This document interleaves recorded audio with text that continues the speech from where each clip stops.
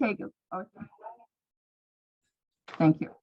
Lutie Orteza Lee is the author of Culture Class. You see that? A Guide for Filipino Parents Raising American Children. Lutie also has another book coming out in June, isn't that correct? Right, in June. Her fourth book is called Uprooted Identities, Where's Home? And this is a companion piece to the story of the book we're going to be speaking of tonight. They run a show. Obviously, we're going to be having our discussion. And then we're going to open up the lines so that people have questions or comments. You're able to do that. And hopefully we're going to have a lively discussion. And then the president of 310 Reads Book Club will be closing out with the final remarks. So with that being the case, I'm going to turn this over to Lutie and to Lisa, and let's go. All right, wonderful. Thank you so much, Barbara. I do want to echo Barbara's comments. I thought this was an amazing book, and I have so many more questions now that I've finished it, Lutie. But let's go ahead and start with just tell us. Barbara actually shared a little bit about your background, but would you share just a little bit more with us, especially around your religious tradition? We always like to find out kind of where the person is in terms of their background so that we have a better understanding of what they're doing. Sorry. Am I on? Yes, we can hear you. Go ahead. Okay. My passion is culture and religion, spirituality, theology. I have 30 years of teaching experience in the private and public schools in the Philippines and Taiwan and the United States. In the US, I taught in Hawaii, New York, and of course, California. I went to seminary to get my religious education degree at Claremont School of Theology. I thought God called me to be ordained. I thought God called me in the preaching ministry. So I was in process I was an in-care student, so I'll become a reverend.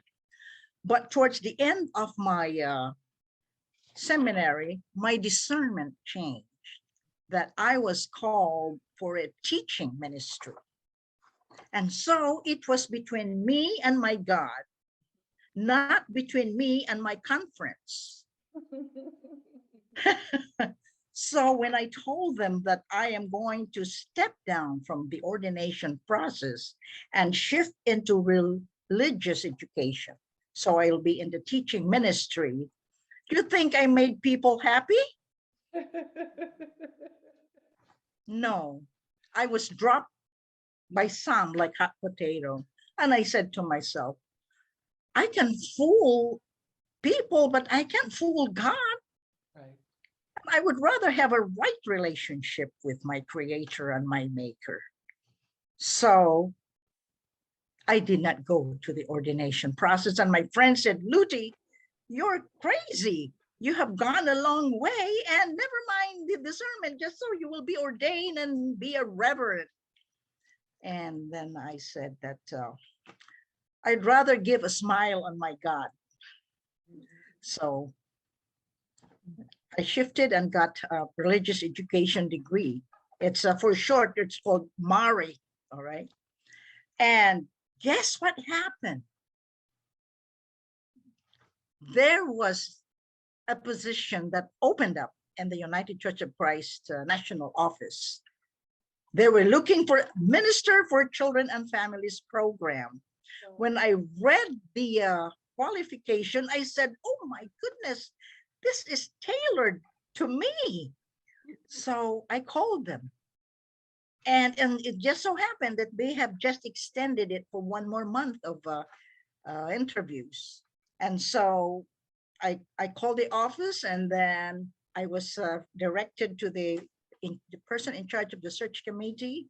And then he said, "Do you have your resume ready for you?" I said, "Yes, I have it." "Okay, can you email it?" Okay, then I emailed it, and the next day I was called for an interview. And then I said, "I'm here in California. We'll send you the ticket." So to make the story short, I was in the national office being interviewed for this job. And so I left Friday. Saturday, I was called. And they're not supposed to call me Saturday because there's no office, but I was called and said if I can, when can I start? Wow. So they so anyway, everything is just boom, boom, boom. And so I became the minister for children and families, writing resources for them, blah, blah, blah. However, along the way, they found out, oh, this person is gonna speak her mind. And I used to tell the team boss, like, what do you mean by wherever you are in life's journey, you are welcome here? And so I said that's not always true. And then he said, I agree, and we struggle. So let Love me, it. I love it. let Thank me end there. And I really want to appreciate and to thank you for your effort and for inviting me to be able to share about the work that has taken me 32 years. Wow. And I with think I that, will move on. I think I will move on to that story. I'll wait for Lisa. well, that's exactly what I'm going to ask. Why this book? Why this work? Tell us. Talk. Okay. Now, here's the why story. Why did I write this book? Right. 32 years ago, I was frantically, desperately looking for a culture clash related book that will provide answers to my question in handling my rebellious American teenager who I thought is Filipino, and features what apparently we were crossing our horns, our heads, butting heads for our clash, for not for me not understanding her and she not understanding me. So I then went to Borders at the time. We have Borders. I went to B. Dalton bookstore. I went to Barnes and Noble bookstores. There wasn't any. I couldn't find a book that would answer all my questions. And so right there in the aisle of Borders, I vowed that I am going to write a book that will answer my questions, because I want to believe until today that there are desperate parents right now, not just Filipino parents, who are trying so hard to understand. They thought they are living with Filipino children, but they are not Filipinos in their behavior, but in features, yes, that they are living with American children. Right. So 32 years in the making. And here is the book.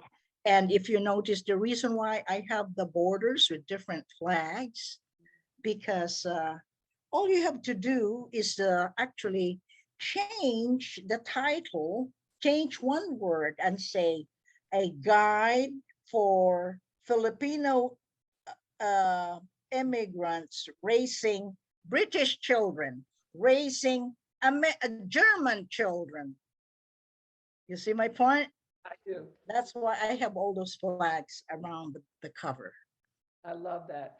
You know, there was so much that resonated for me. So that really makes sense to me because there's one, I think it was Susan who talked about the fact that when she's two different people, that sometimes when she's around white friends, she's white, but then when they find out that she's Filipino, they no longer see her or want to embrace her.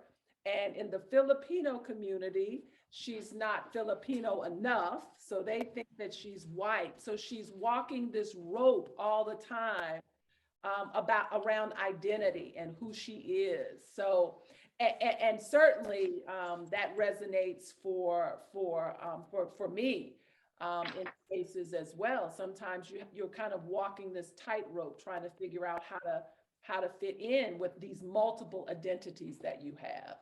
So that really does resonate for me. Well, I meant to mention the next book that's coming out in June, and this will address the identity issues. Okay. That's why I called it Uprooted Identities.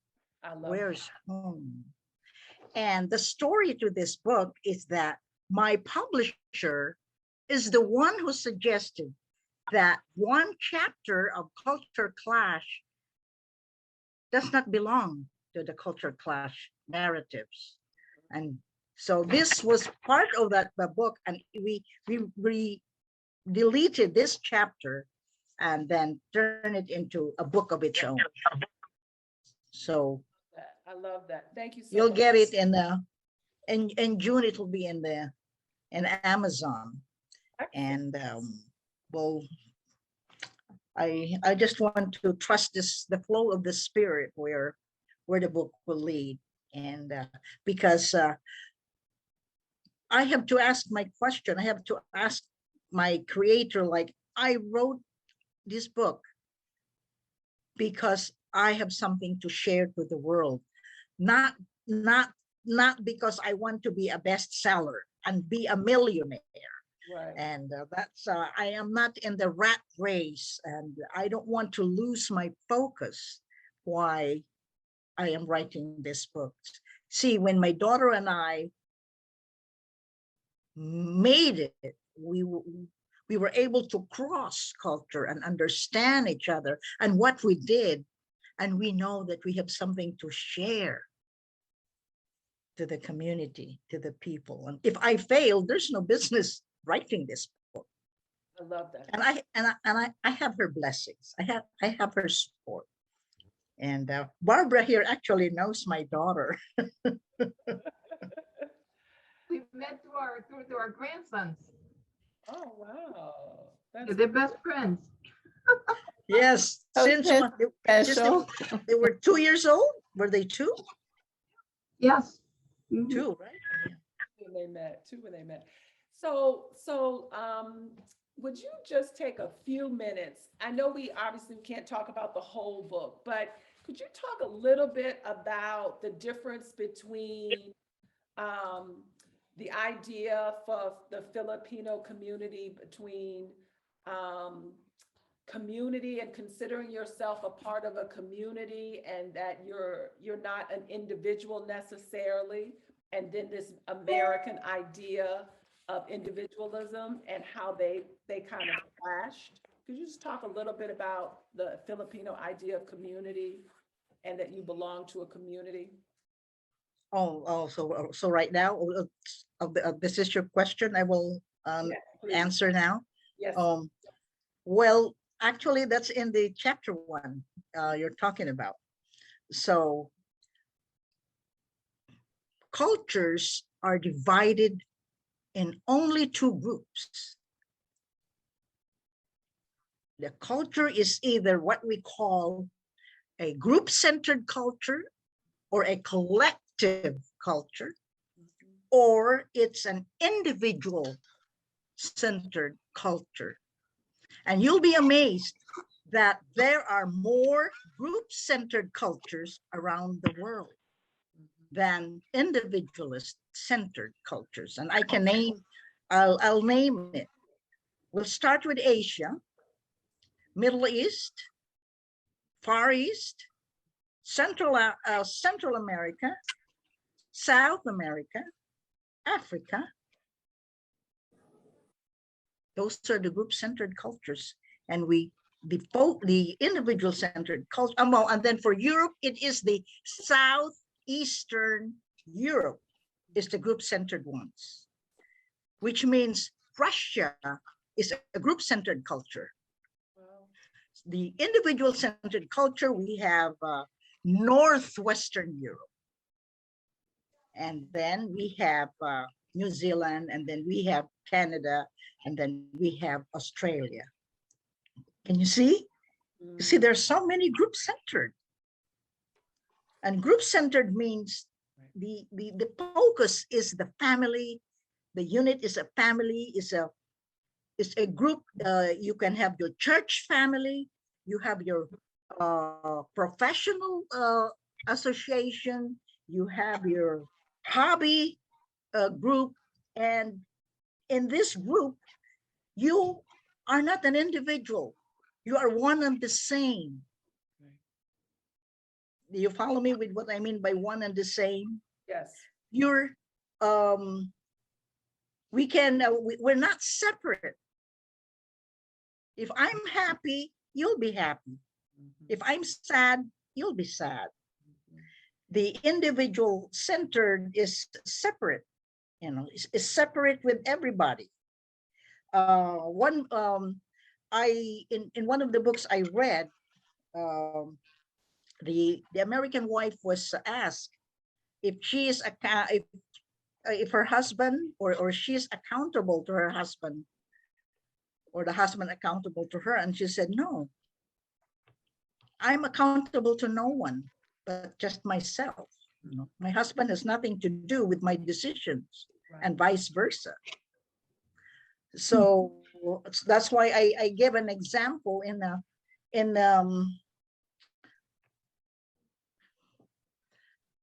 let's see. I was mentioning it to Barbara. There was this family. Father is American, mother is Filipino, and they have 3 children. They went shopping, and then lunch came, so they decided to go to the food court, and they wanted to be democratic with their children, and so they told their children, if you want to go to dad who wants pizza, you go. If you want to go with mom who wants Chinese food, Panda Express, you can go. All the children wanted pizza. So they all followed dad going to Numero Uno. And mom was walking alone going to Panda Express. She got mad. And so she turned around and told her family and said, if you love me, you will eat the food I want to eat. So the father and the 3 kids turned around and followed mom for Chinese food. So for mother is that we are one. We are not separate. So you will like what I like. So you'll eat what I will eat. Right. So there they are. They were eating, and then one of them was thinking, saying to herself, what is love connected with the food that I want to eat? Right. But for Filipinos, that's not, you know, we can understand that. That's not something weird. So you just go along with what of course, of all people, your mother, you have to follow what she wants. So that's, you know, we behave in groups. Right. But if you're, did I answer your question? Yes, I thought that was beautiful. I also love the example you gave of the ice cream. Oh, the one that the wife thinks she's having an affair? Right, right. Yes. Because he doesn't bring her ice cream. And so she assumes that anytime you're with someone, you're always supposed to bring something back for them. And if you don't, then you're not thinking about them. So if you shouldn't have to ask for it. Right. You know, Correct. if you go get ice cream, then you're supposed to bring back ice cream for everybody. Correct. Well, you didn't ask for ice cream. Yes, but you should know I want ice cream. So it was just, it was amazing. It was just, and I love that just the language that you used, and just again the examples that you use. So and I think that gives us a feeling and a flavor for the culture. So I think that's really really helpful. Yeah, one of the gripe of the the youth that I interviewed, they told me like, my mom expects me to be a mind reader. I'm not a mind reader. Right. Then my mom will tell me, you're supposed to know. How am I supposed to know? And then I said, you're supposed to know.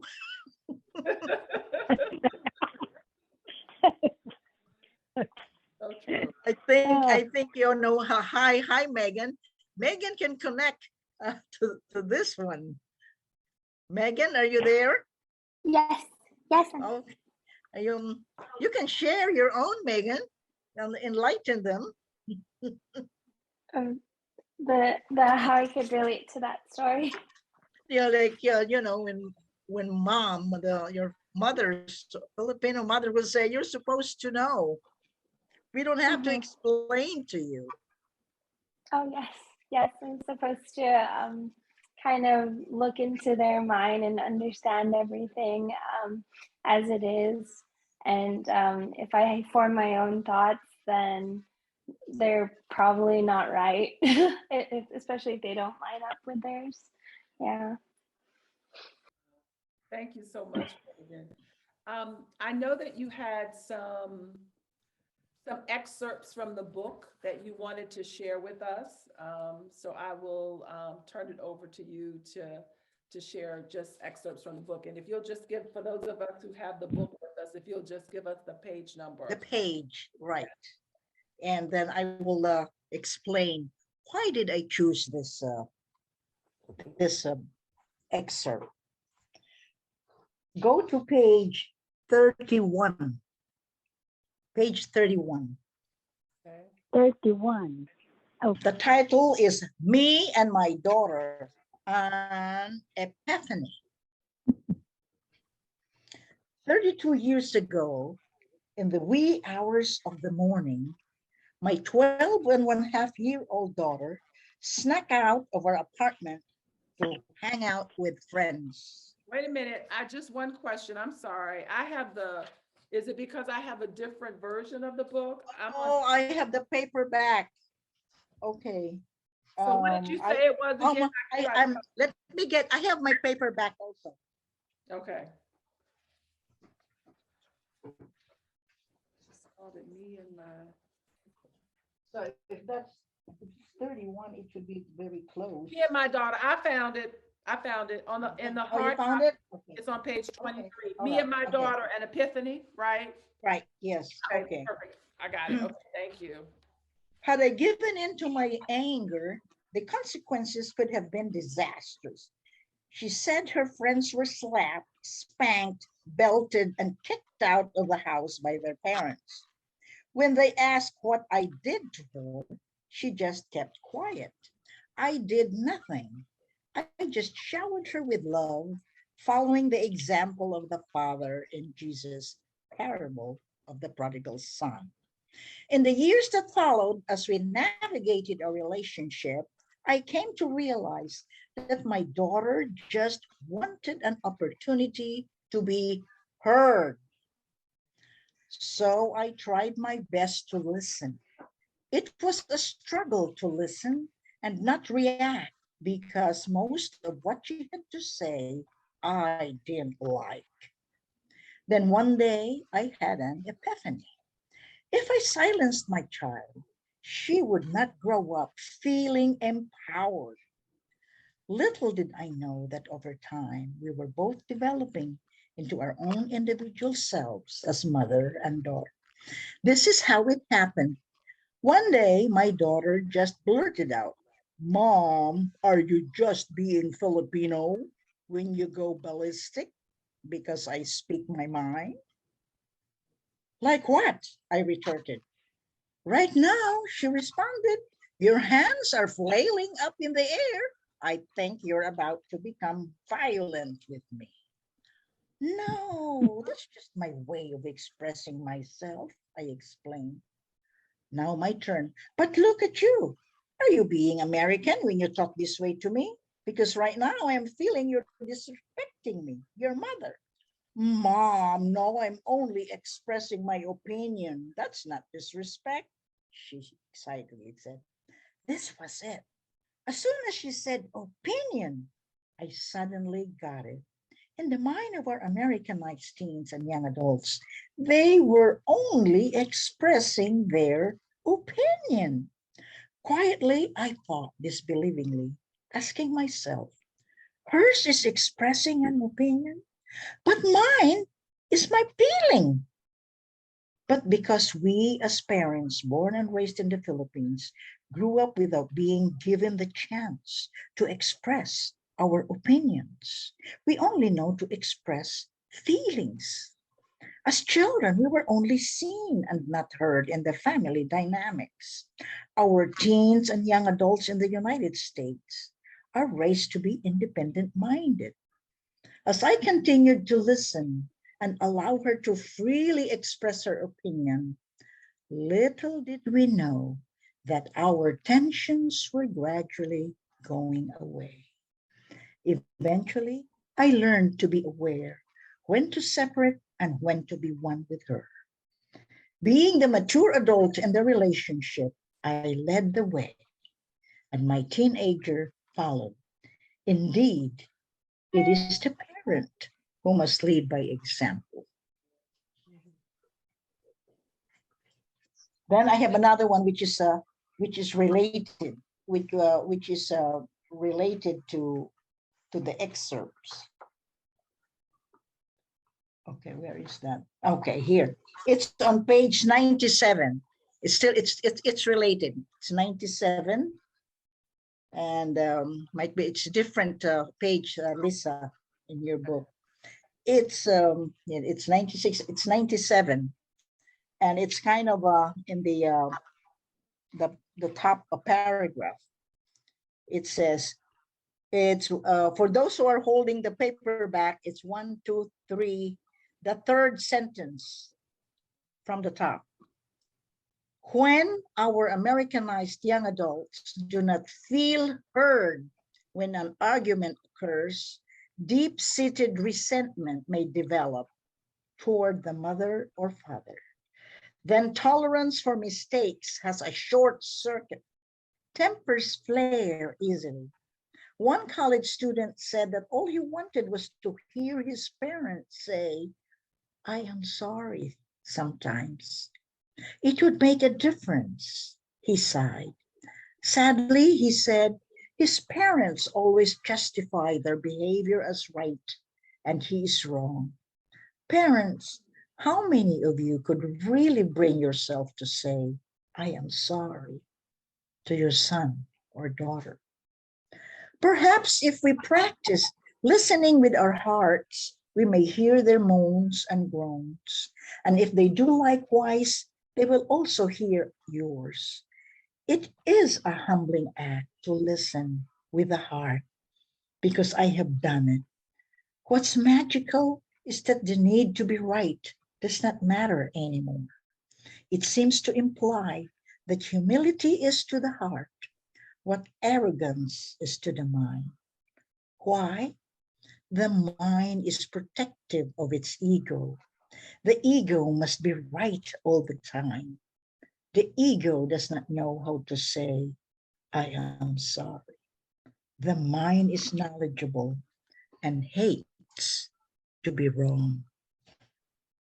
So why am I fleshing this from the pages of my book? Because we discovered, my daughter and I, that it is a human need. It is your need, my need, to feel we are heard.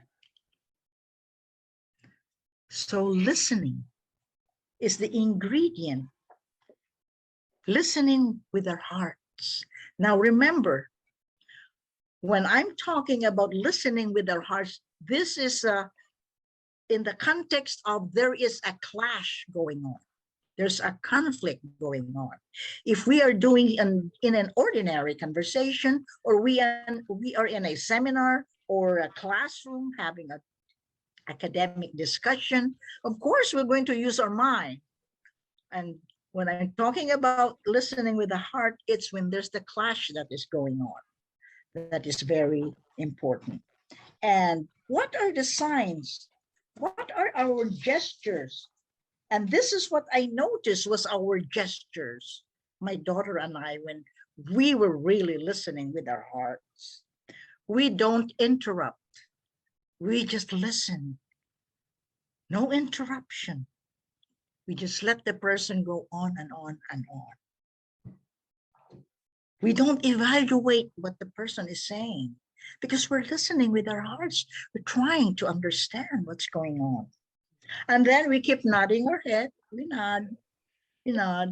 If we agree, we're just quiet. We even say yes. What do you mean? And there's some gentleness. And so we also repeat. We repeat what we ask them again to repeat their statement. And most of all, our body language changes. From here, it's no longer like this.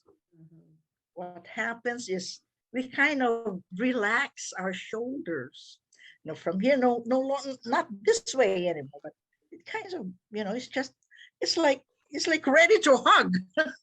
So the shoulders are relaxed, and then I call it the miracle. It's the miracle of dialogue. And then the strangest thing was that you don't really need to solve the problem or to give a formula. It was feeling heard, being understood, being accepted for what we said with our unfiltered feelings. And then we start to feel, I love you comes out. And then the touch, and then crying. That's why I'm lifting this out of the pages of my book, because it doesn't have to be different cultures. We can share the same culture. It's a simple rule in communication. And so, hey, you don't have people who are other people are reading this. Hey, you don't have to have different cultures. This is what she's saying here is true to all conflicts. We need to listen with our hearts, listening with our hearts, and it's very humbling. I'm glad I did not cut my tongue, because I was biting a lot of my tongue during those upheaval. I kept biting my tongue, and it's so empowering. It's so empowering when both sides can really find out what it's all about. And we just have a recent happening, the two of us, and because immediately, and then I start, and you're the adult, you're the parent. Why do you expect your child to model? You model it. You're the parent. And I was just in New York. I was on grandma duty, and now this was like what, 3 weeks ago or 2 weeks ago. I was in New York to help out my daughter, and I know she was going to London. When her husband comes back, they will take turns. It's her turn to have a break. And then she told me, Mom, let's go to Vegas. I'll have time with you. So we'll go to Las Vegas, and we'll have fun in Las Vegas. And so she assumed that that's what's fun for me. Going to Las Vegas is what's fun. It's what's fun for her. It's not really my fun. Right. But anyway, and so I have a long face when it was time for me to return to California. And then I said, Bing, I don't really want to go to Las Vegas. I don't want to go to Vegas. And then she said, are you is it because you're jealous? Because, you know, her BFF, her her best friend, you know, in the elementary days is also going to join us in Las Vegas. And she said, "Are you jealous because Carolyn will be?" No, it's not really that. It's not that, because we're gonna have fun, and then when I return to Claremont, I will be back to reality, and it's not. You know, I will just be back on. And then she said, "Why? What is your reality?" I said, I will not be that happy again." And then she said, "Why you're not happy?"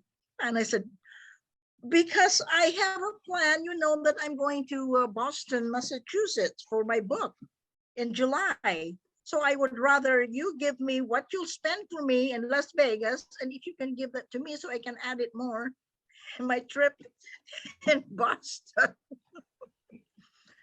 I And then love she said, that. "Oh, is that why you always have a long face?" I said, "Yes, that's why I have a long face."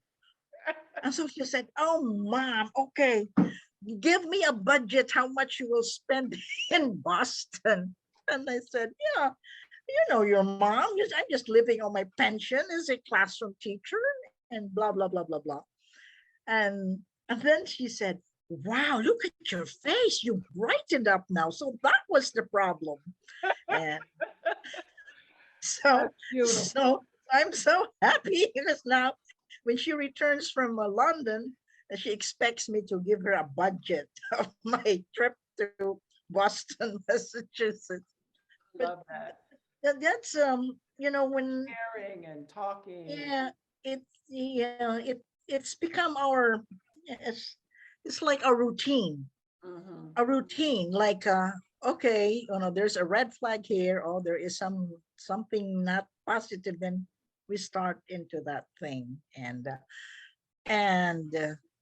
I know it can't happen overnight.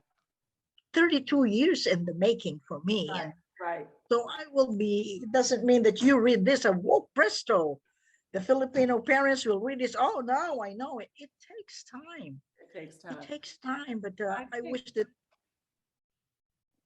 yeah, it takes time. I thank you so much for that. I think one of the other things that I thought was very interesting about what you wrote about is that the culture is very authoritarian. So, Oh, that's another one. right. So that's one of the reasons that parents don't necessarily hear their children because it's not a democracy. You, as you said, your opinion doesn't really matter because you just do what your parents tell you to do. And so one of the stories I love that you told is about the Filipino young man who had gone away to college and he came back. With Uh, the racism thing? yeah. So they're all looking at him like, ooh, long hair, baggy, you know, just looked totally different from when he left. Because he no longer had that, you know, that authority over him, and he was sort of free to be and express himself the way he wanted to. So that makes sense. Okay, I will stop right there. Go ahead if you were going to say something. No, the church people prepared a party, and so the members were shocked to see. Right, to see him, right? So they're all at the airport expecting to see the young man that they sent off to college. And then from the airport to straight to the party. In it was in the church hall, and he looked like, you know, with long hair and a baggy, and then his T-shirt says "Erase Racism."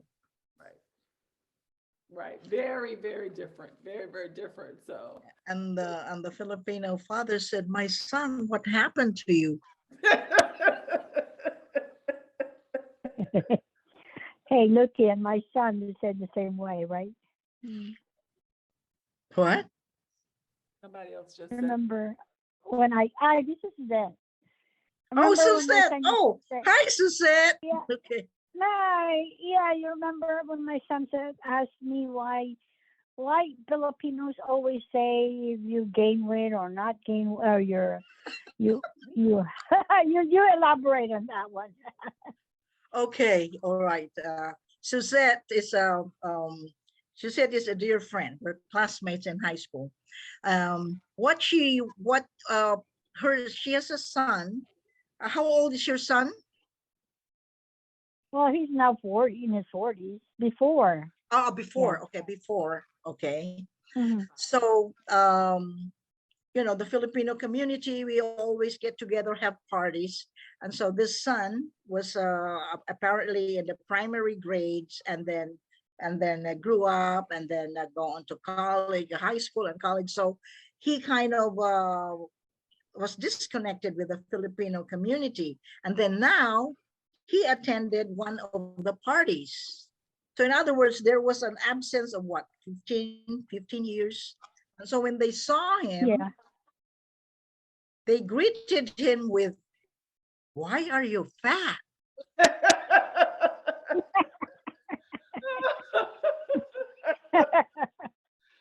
He wasn't too happy, I'm sure. And so he was so offended, and then said that I have not seen them for many, many years, and that's how they will greet me.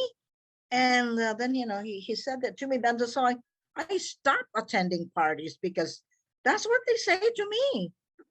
And so even my daughter, said to me, Mom, why are Filipinos this way? If they don't say, why are you fat? Then they say, why are you thin? And that's a no-no. That's a no-no in the United States. In America, you just don't say those things. And so I have to explain. I said that the group-centered culture, there is the tendency to have a strong orientation to the being and your state of being, seeing things just as it is. We don't have a strong orientation to doing. You have a problem, fix it. That's the American doing orientation. So because you have a strong doing orientation, you're into achieving achievement status, accomplishment status. So diet.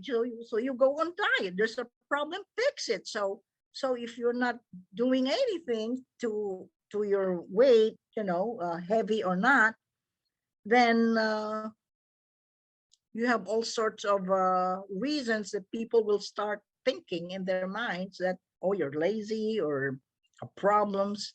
But in the being orientation, our orientation, we are more into ascriptive status. Ascriptive is just as is, just how you appear, just as is. There is no evaluation of judging you as bad and good. It's just is. It's like the sky is hot. The sky is hot. I mean, the sun is hot. So it's just hot. I'm not saying, therefore, it's bad. No, I just say, oh, it's hot. It's just seeing it just as it is. The chair is broken. I'm not saying, oh, it's bad, so let's fix it. I'm not saying that. I'm just saying the chair is broken. So it's the same thing in the Philippines. Oh my goodness, if you are aware of our names. If this child loves to bump his head on the wall, and then in my language you say dok dok, so your name becomes dok dok. And so if you ask, why is he dok dok? Oh, because when he was small, he was always banging his head on the wall. So you have the name dok dok. So it is the ascriptive status. So in fact, now that we're talking about that, I have it here. My friend who after her cruise of 2 weeks, then she wrote here. Okay, here is an example. A friend of mine, looking at her recent photos, is page 143, Barbara. Turn to page 143. A friend of mine, looking at her recent photos, was aghast at how much weight she gained after her 2-week European cruise. she posted the photos on her Facebook page. And this is her comment.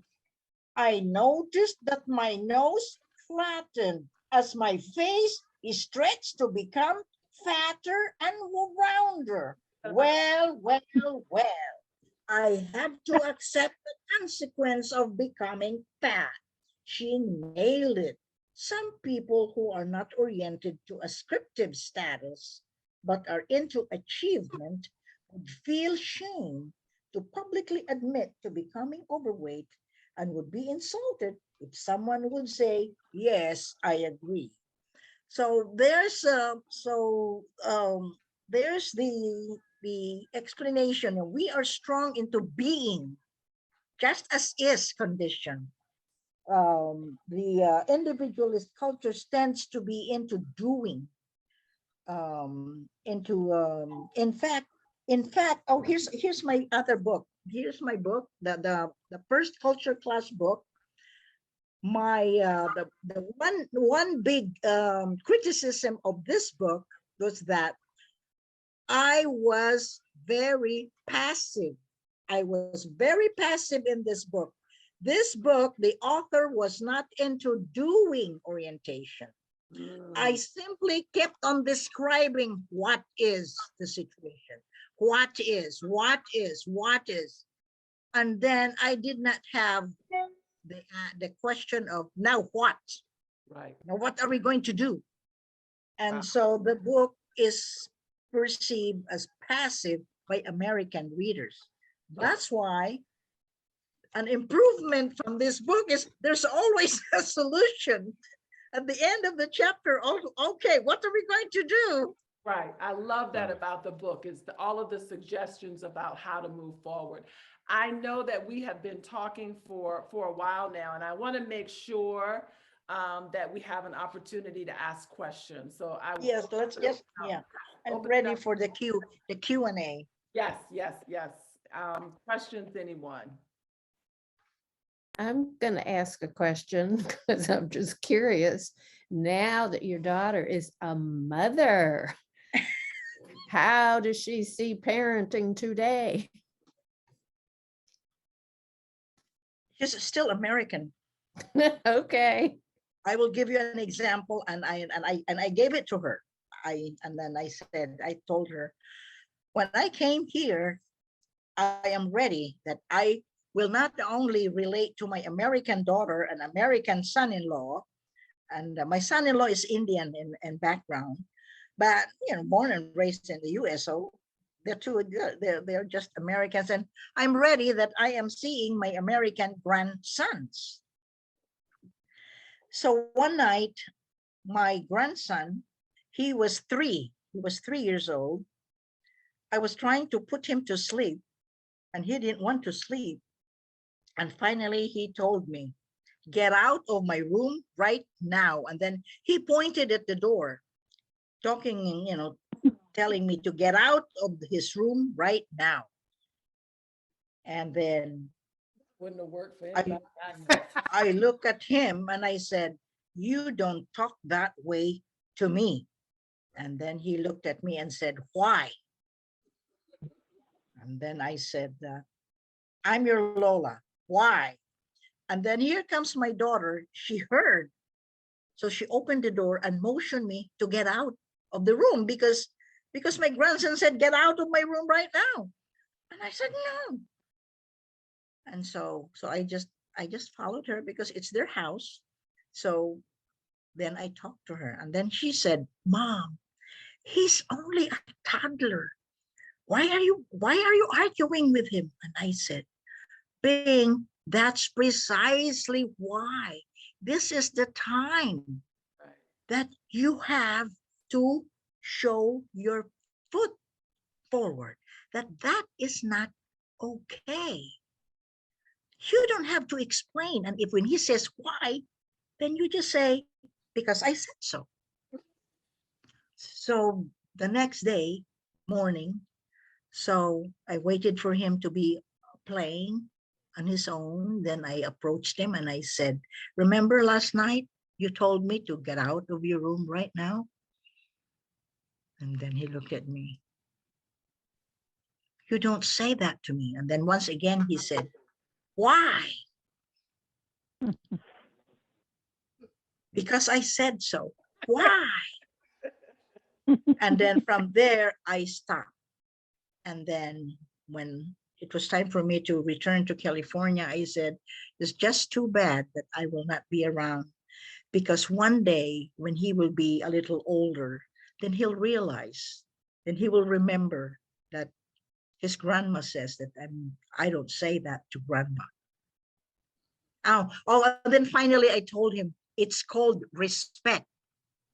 When he said, why? And then I said, it's called respect. And he said, and he still continued to say, why? I don't have to explain what respect means. It's enough that I just said it's called respect. But the American way does not have that orientation. It is you're separate from this 3-year-old. He's a human being. He's an individual. You have to respect the individual and his thoughts and his feelings and what he wants, and you have to offer choices. You like this, you like, what do you want? And so, recently, when I was there 3 weeks ago, I told my daughter, you don't give him a choice when you want him to go to sleep. And so, and then he wanted to eat the popsicle, and then she was bribing him that if you promise to sleep, then you'll have your popsicle. And I said, no popsicle, nothing. And then I was she's still kept on offering choices. I said no. So I got the popsicle and I throw it in the sink. Yeah, it's And amazing. It's amazing. All of it is, yeah. Oh, go ahead. So was someone saying? No. And then and so he went. So he went to his bedroom because I threw the popsicle in the sink. Yeah. I would think that, as you said, they're still Americans, so they're being brought up very differently. It is actually almost 8 o'clock. Maybe we have Right. time for one more question, or do we want to? Does anybody have one more question maybe we can ask, or can we wrap it up? I would comment, honestly, my comment was, so I thought of lots of examples from raising our daughters that had some similarity, but we always, as an African-American family, always felt like there are some rules and regulations, and respect is part of that. And Right. kids don't just get free reign. They have to have some limits to know Yes. some boundaries. Yes. And I agree. And yeah.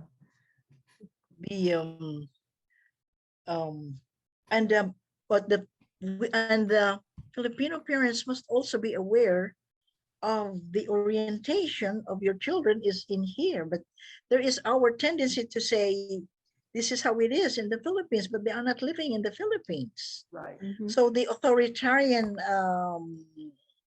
behavior that we show to our children here, it's problematic unless both sides will understand each other. And I go back to heart listening. Right. Listening. We listen with our Mhm. heart. Thank you so much. Well, thank you so much.